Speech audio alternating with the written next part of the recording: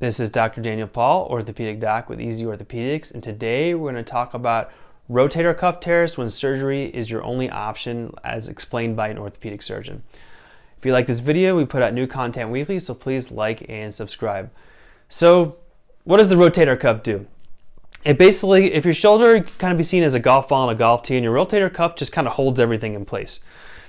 It makes it so that your deltoid muscle, the big muscle on the side, can move your shoulder around effectively without the rotator cuff kind of centering the shoulder, essentially like centering the golf ball on the golf tee.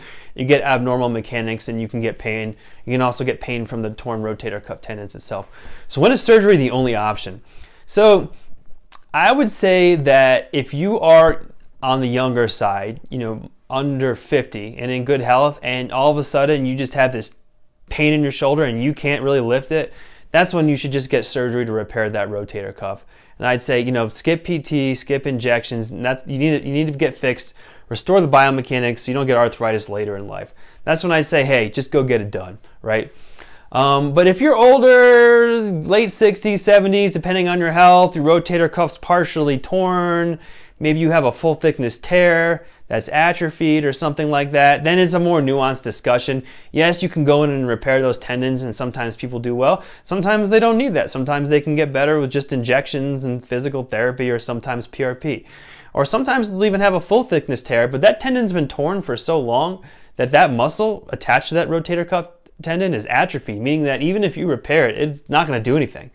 Or even if you repair it, the tissue tears, which sometimes you see if people have partial atrophy of these muscles, the rotator cuff muscles, is that it'll get repaired and it'll tear off again. They'll end up with a shoulder replacement.